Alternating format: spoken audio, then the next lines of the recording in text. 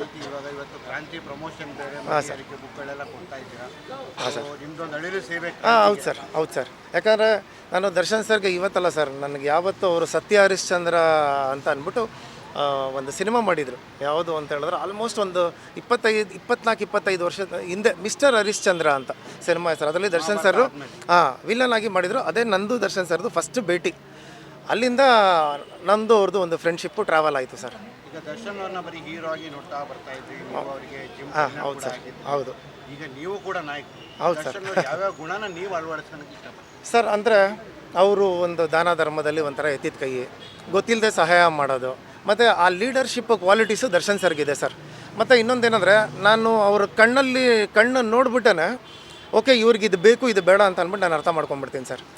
ಒಂದು ಕಡೆ ಕರೆಸಿದ್ದೀವಿ ಅಂತ ಅಂದಾಗ ದರ್ಶನ್ ಸರ್ ಒಂದು ಕಣ್ಣಲ್ಲಿ ಒಂದು ಲುಕ್ ಕೊಡ್ತು ಅಂತ ಹೇಳಿದ್ರೆ ಆ ಲುಕ್ಕಲ್ಲೇ ಗೊತ್ತಾಗ್ಬಿಡುತ್ತೆ ನನಗೆ. ಅಷ್ಟು ಅರ್ಥ ಮಾಡ್ಕೊಂಬಿಟ್ಟಿದ್ದೀನಿ ದರ್ಶನ್ ಸರ್ನ. ಯಾವ ರೀತಿ ಅವರು ಕೋಪವಾಗಿರ್ತಾರೆ. ಅವರು ಒಂದು ಹೇಳಿದರು ಒಂದು ಇಂಟರ್ವ್ಯೂಲಿ, ನನಗೆ ಎಷ್ಟು ತಾಳ್ಮೆಯಿಂದ ಇರ್ತೀನಿ, ನನಗೆ ಕೋಪ ಅನ್ನೋದ್ರ ಡಬಲ್ ಅಷ್ಟು ಇರುತ್ತೆ, ಕೆಳಕಕ್ಕೆ ಹೋಗ್ಬಿಟ್ರಿ ಅಂತ ಹೇಳ್ತಿದ್ರು. ಅದು ನಾನು ಚೆನ್ನಾಗಿ ಅರ್ಥ ಮಾಡ್ಕೋತೀನಿ ಸರ್. ಯಾವ ಟೈಮು ಇವ್ರ ಹತ್ರ ಫೋಟೋ ತೆಗೆಸ್ಕೋಬೇಕು, ಯಾವ ಟೈಮ್ಗೆ ಯಾವ ವಿಷಯ ಹೇಳಬೇಕು ಅನ್ನೋದು ಅರ್ಥ ಮಾಡ್ಕೊಂಡು, ಅದು ಅರ್ಥ ಇರೋರಿಗೆ ಮಾತ್ರ ದರ್ಶನ್ ಸರ್ ಏನು ಅನ್ನೋದು ಗೊತ್ತಾಗುತ್ತೆ ಸರ್.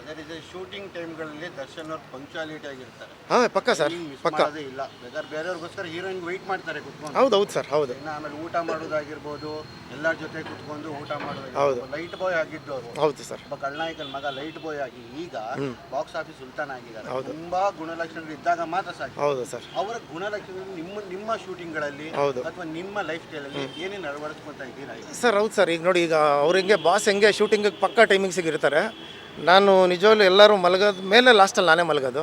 ಫಸ್ಟ್ ಎದ್ದೊಳೋದೆ ನಾನು ಶೂಟಿಂಗಲ್ಲಿ ಫಸ್ಟ್ ಎದ್ದು ರೆಡಿ ಇರ್ತೀನಿ ಸರ್ ವಿತ್ ಮೇಕಪ್ಪು. ಸೊ ಅದನ್ನು ಒಂದು ಫಾಲೋ ಮಾಡ್ಕೊಂಡು ಬರ್ತಾಯಿದ್ದೀನಿ ಸರ್. ಎಲ್ಲ ಸರ್. ಈಗ ನೋಡಿ, ಅವ್ರದ್ದು ದಾನ ಧರ್ಮ ಇರ್ಬೋದು ಸರ್, ನನ್ನ ಕೈಯಿಂದ ಎಷ್ಟಾಗುತ್ತೋ ನನ್ನ ಫ್ರೆಂಡ್ಸ್ಗಳ ಟೀಮ್ ಎಲ್ಲ ಸೇರಿಕೊಂಡು ನಾವು ಮಾಡ್ತಾಯಿದ್ದೀವಿ ಸರ್. ಅನಾಥಾಶ್ರಮಕ್ಕೆ ಇರ್ಬೋದು, ಮಂಗಳಮುಖಿಯರಿಗಿರ್ಬೋದು. ಈಗ ಲಾಕ್ಡೌನ್ ಟೈಮಲ್ಲಿ ತುಂಬ ಪ್ರಾಬ್ಲಮ್ಸ್ಗಳಿತ್ತು. ಅಕ್ಕಿ, ಬೇಳೆ, ಗೋಧಿ, ಸಕ್ಕರೆ ಪ್ರತಿಯೊಂದು ಕೊಡ್ತಾ ಇರ್ತೀವಿ ಸರ್. ಅಂಜನ್ ಸಿನಿಮಾ ನಿಮ್ಮ ಮೊದಲ ಸಿನಿಮಾ. ಹೌದು ಸರ್. ಹಾಗೆ ಅದು 50 ದಿವಸ ಕಂಪ್ಲೀಟ್ ಮಾಡಿರೋ ಸಿನಿಮಾ. ಹೌದು. ಯಾಕಂದ್ರೆ ಈ ಟೈಮಲ್ಲಿ ಸುಮಾರು ಸಿನಿಮಾಗಳು ಬಂದು ವಾರದಲ್ಲಿ 9-10 ಸಿನಿಮಾಗಳು ರಿಲೀಸ್ ಆದವು. ಯಾವುದೂ ಕೂಡ 50 ದಿನ ಪೂರೈಸಿದೆ. ಹೌದು ಸರ್, ಹೌದು. ನೆಕ್ಸ್ಟ್ ದೊಡ್ಡ ಸೆಲೆಬ್ರಿಟಿ. ಹೌದು. ಸುದೀಪ್ ಅವ್ರದ್ದಾಗಿರ್ಬೋದು, ಹೌದು ಸರ್, ಇದೇನು ಖಂಡಿತ ಬಿಟ್ಟರೆ ಬೇರೆ ಯಾವುದೂ ಪೂರೈಸಿಲ್ಲ. ಹೌದು. ನಿಮ್ದು ಪೂರೈಸಿದೆ ಅಂದ್ರೆ ಇಟ್ಸ್ ಅ ಗ್ರೇಟ್ ಅಚೀವ್ಮೆಂಟ್ ಅನ್ಬೋದು. ಖಂಡಿತ ಸರ್, ಖಂಡಿತ. ಅದು ಇವಾಗಿನ ಲಾಕ್ಡೌನ್ ಟೈಮು ಥಿಯೇಟ್ರ್ಗಳು ಸಿಗ್ತಾ ಇರಲಿಲ್ಲ. ಫಸ್ಟ್ ಟೈಮು 120 ಥಿಯೇಟ್ರ್ ಸಿಕ್ತು ಸರ್ ನನಗೆ. ಆಮೇಲೆ ಎಲ್ಲ ಕಡೆ ಹೌಸ್ಫುಲ್ಲು 50 ಡೇಸ್ ರನ್ ಆಯಿತು. ಖುಷಿ ನಿಜವಲ್ಲೂ ನನಗೆ. ನಮ್ಮ ನಿರ್ಮಾಪಕರಿಗೆ ಪ್ರದೀಪ್ ಸೋನ್ಸ್ ಅಂತ ಸರ್, ಕಾಲಿಗೆ ಬಿದ್ದು ನಮಸ್ಕಾರ ಮಾಡ್ಕೋಬೇಕು ಸರ್. ಅವರು ಸಾಯೋವರೆಗೂ ಅವ್ರನ್ನ ಮರೆಯಲ್ಲ ಸರ್, ನಿಜವಾಗ್ಲೂ. ಹಾಂ ಸರ್, ಹೌದು ಸರ್. ಇಲ್ಲಿ ಏಟು ಬಿದ್ದಿತ್ತು, ಅದೊಂದು ಪ್ರಾಬ್ಲಮ್. ಮತ್ತು ಎಲ್ಲೂ ಶೂಟಿಂಗ್ ನಿಲ್ಲಿಸಿಲ್ಲ ಸರ್. ಅವರು ರಿಂಗನ್ನು ಅಡ ಇಟ್ಟುಬಿಟ್ಟು ಯಾರಿಗೂ ಗೊತ್ತಿಲ್ಲದೆ ಶೂಟಿಂಗ್ ಮಾಡಿದ್ರು ಸರ್ ಶಿವಮೊಗ್ಗದಲ್ಲಿ. ಅಂಜನ್ದು 50 ಡೇಸ್ ಕ್ರೆಡಿಟ್ನ ಯಾರಿಗೆ ಸಲ್ಸಕ್ಕೆ ಇಷ್ಟಪಡ್ತೀನಿ ಸರ್? ಇದೆಲ್ಲ ಕ್ರೆಡಿಟ್ಟು ಒಂದು ದರ್ಶನ್ ಸರ್ ಅಭಿಮಾನಿಗಳೇ ಸರ್. ನಿಜವಾಗ್ಲೂ ಅವತ್ತು ಬಂದಿದ್ದು ಶಿವಣ್ಣ ಸರ್ ಅಭಿಮಾನಿ, ದರ್ಶನ್ ಸರ್ ಅಭಿಮಾನಿಗಳೇ ಬಂದಿದ್ದರು ಸರ್. ಖುಷಿ ಆಯ್ತು ನನಗೆ. ಹೊಸಬ್ರ ಸಿನಿಮಾ ತಗೋತಾರ ಇಲ್ವಾ ಅಂತ ಅಂದ್ಕೊಂಡೆ. ಅದೊಂದು ಪೋಸ್ಟರ್ಗೆ ಒಂದು ಫ್ಯಾನ್ ಕ್ರೇಜ್ ಹುಟ್ಕೋತು ಸರ್. ಇವಾಗ ಅದಕ್ಕೆ ಇವರೆಲ್ಲ ಅವಾಗಲಿಂದ ನನಗೆ ಡಿ ಬಾಸ್ ಇವ್ರು ಇವಾಗ ನಮಗೆ ಎ ಬಾಸ್ ಅಂತ ಅಂತಿದ್ರಲ್ಲ. ಸೊ ನಾನು ಬಾಸ್ ಇನ್ನೂ ಆಗಕ್ಕೆ ಇಷ್ಟಪಡಲ್ಲ ಸರ್. ಎ ಬಾಸ್ ಅಂದರೆ ನನ್ನ ಪ್ರಕಾರ ಒಂಥರ ಅಭಿಮಾನಿಗಳೇ ಬಾಸ್ ಅಂತ ಸರ್. ಅಂದರೆ ಒಂದು ಸ್ವಲ್ಪ ಏನಾದರೂ ಮಾಡಿದ್ರೆ ಒಂದು ಯೂನಿಕ್ಕಾಗಿ ಮಾಡಬೇಕು ಸರ್, ಒಂದು ಕ್ರಿಯೇಟಿವ್ ಇರಬೇಕಲ್ಲ. ಸೊ ಹಾಗಾಗಿ ಇವರು ಕೂಡ ಅದೇ ರೀತಿ ಒಂದು ಕ್ರಿಯೇಟಿವಲ್ಲಿ ಮಾಡಿದ್ದಾರೆ. ಖುಷಿ ಆಗುತ್ತೆ ಎಲ್ಲ. ಅದಕ್ಕೆ ಇವತ್ತೆಲ್ಲ ಮಕ್ಕಳಿಗೆ ಪುಸ್ತಕಗಳು ಕೊಟ್ವಿ. ಏನಾದ್ರು ಒಂದು ಪ್ಲ್ಯಾನ್ ಮಾಡೋಣ ಸರಿ ಅಂತ ಅಂದ್ಬಿಟ್ಟು ಇವ್ರುಗಳ ಜೊತೆ ಎಲ್ಲ ಸೇರ್ಕೊಂಡು, ನಂದು ಒಂದು ಹೆಂಗಿದ್ರು ನಾನು ಯಾವುದೇ ಚಾನಲ್ಗೂ ಆಡಿಯೋ ಕಂಪ್ನಿಗೂ ನಾನು ಕೊಟ್ಟಿಲ್ಲ ಸರ್. ಇದರದ್ದು ರೈಟ್ಸ್ ಎಲ್ಲ ಕೊಟ್ಟಿರೋದೆ ಯೂಟ್ಯೂಬ್ಗಳಿಗೇ ಕೊಟ್ಟಿದ್ದೀನಿ ಸರ್.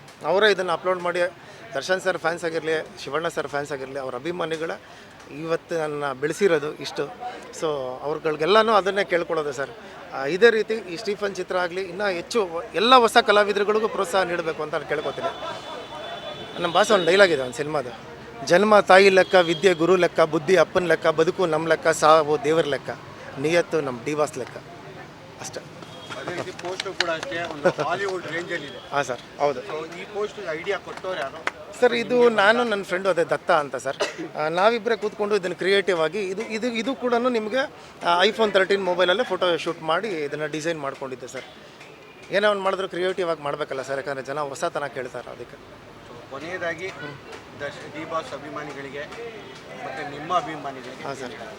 ಸರ್ ದರ್ಶನ್ ಸರ್ ಅಭಿಮಾನಿಗಳಿಗೆ ನಾನು ಯಾವತ್ತೂ ಚಿರಋಣಿ ಸರ್. ನನಗೆ ದರ್ಶನ್ ಸರ್ ಯಾವಾಗ ಪರಿಚಯ ಆದರು ಸರ್ ಅವತ್ತಿಂದನೇ ನನಗೆ ಅವ್ರ ಅಭಿಮಾನಿಗಳು ನನಗೆ ಫ್ರೆಂಡ್ ಆಗೋದಕ್ಕೆ ಸ್ಟಾರ್ಟ್ ಆದರು. ಮತ್ತು ಎಲ್ಲೇ ಒಂದು ಫಂಕ್ಷನ್ಗಳು ಮಾಡಿದ್ರು, ಅಣ್ಣಮ್ಮ ಫಂಕ್ಷನ್ನು, ಗಣಪತಿ ಫಂಕ್ಷನ್ನು, ಕನ್ನಡ ರಾಜ್ಯೋತ್ಸವ, ಪ್ರತಿಯೊಂದು ಫಂಕ್ಷನ್ಗಳಿಗೂ ನನ್ನ ಕರೀತಾರೆ ಸರ್. ಅಲ್ಲಿ boss by chance in case ಬೇರೆ ಕಡೆ ಇತ್ತು ಅಂದ್ರೂ ಸರ್ ಬಾಸ್ ಬದಲು ನೀವು ಬನ್ನಿ ಸರ್ ಅವರು. ಅದಕ್ಕೆ ಇನ್ನೊಂದು ಆ ಸ್ಥಾನ ನನಗೆ ಬೇಡಪ್ಪ, ಆ್ಯಸ್ ಅ ಬಾಸ್ ನಾನು ಒಬ್ಬ ಅಭಿಮಾನಿ ಸರ್ ಅವ್ರಿಗೆ. ಇದರಲ್ಲಿ ನಾನು ಎಲ್ಲ ಫಂಕ್ಷನ್ಸ್ಗಳಿಗೂ ನಾನು ಅಟೆಂಡ್ ಮಾಡ್ತೀನಿ. ಅವ್ರಿಗೆ ನಿಜವಾಗ್ಲೂ ಅದೇ ಹೇಳಿದ್ನಲ್ಲ ಸರ್, ಸಾಯೋವರೆಗೂ ನಾನು ಡಿ ಬಾಸ್ ಅವ್ರನ್ನೂ ಮರೆಯೋಕ್ಕಾಗಲ್ಲ. ಅವರೊಂಥರ ನನಗೆ ಜೀವ ಇದ್ದಂಗೆ ಸರ್. ಅವತ್ತು ನಾನು ಅವ್ರಿಗೆ ಫ್ಯಾನು, ಫ್ರೆಂಡು ಕೂಡ. ಇವತ್ತಿಗೂ ಅದೇ ಅಭಿಮಾನ, ಪ್ರೀತಿ ಇದೆ ಸರ್.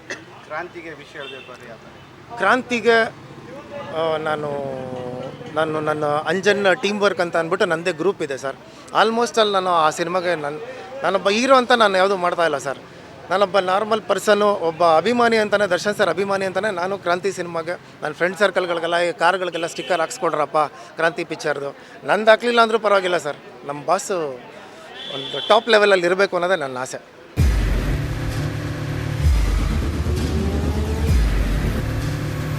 ಪ್ರಜಾಮಾರ್ಗ ನ್ಯೂಸ್, ಇದು ಜನಸಾಮಾನ್ಯರ ಧ್ವನಿ. ನಮಸ್ಕಾರ.